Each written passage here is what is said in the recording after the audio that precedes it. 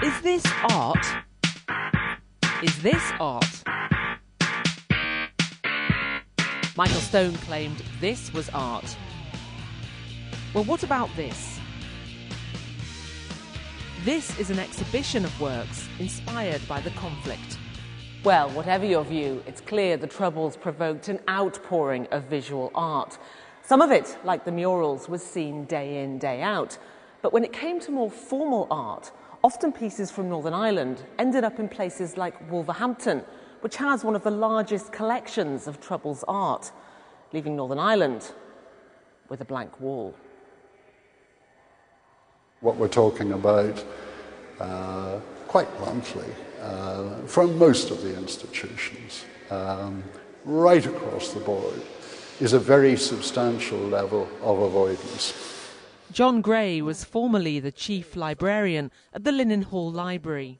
Why was arts and culture so slow to address the actual conflict? The immense length of time it took to start asking questions like, hang on a minute, are we part of the problem as well? In that we're simply failing to represent whole swathes of this society, and in particular what's actually happening to it. In 1978, a visiting exhibition was cancelled at the Ulster Museum after porters refused to hang it. It included a work by Conrad Atkinson, which commemorated Bloody Sunday. We have always taken the line here that there are some things offensive to some of our members, but we never went ahead with any action.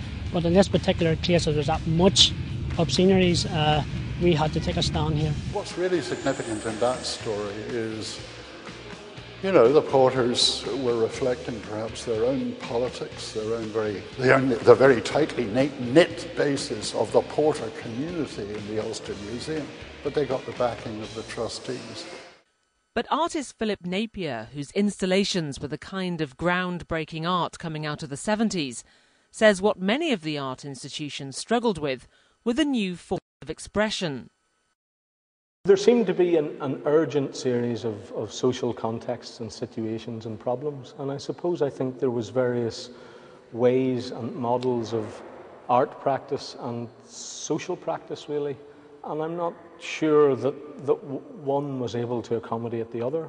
Whatever the reason, while this exhibition of Troubles-related art is at the Ormeau Baths Gallery in Belfast for 6 weeks, some of these pieces are no longer in Northern Ireland.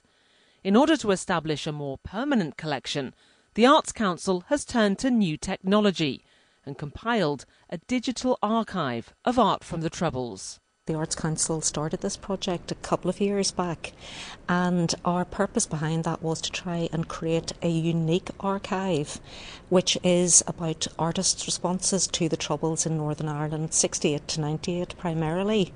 That critical work wasn't collected over the period of the Troubles.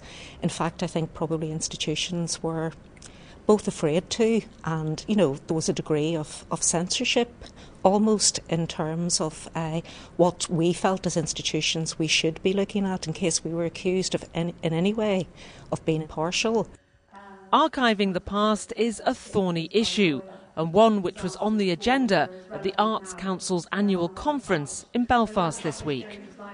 Among the ideas was one from South Africa.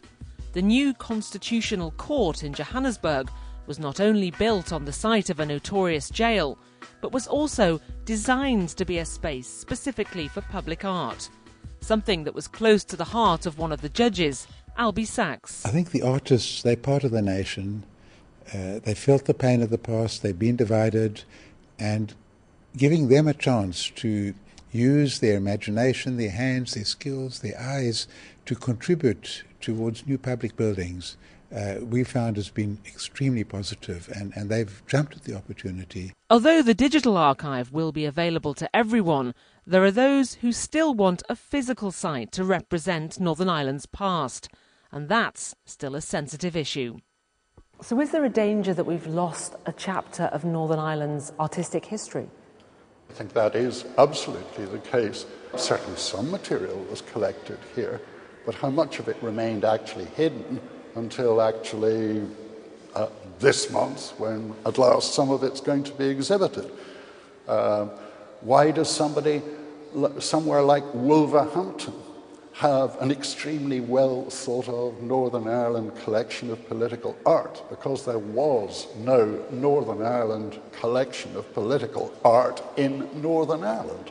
I mean, the Arts Council, through our own collection, we do have some work. We don't have the whole survey of Northern Irish political visual art that we would like to have by any means. And indeed, the Ulster Museum have some work. But there are many gaps to be filled. And I mean, I think that that's a challenge for the future.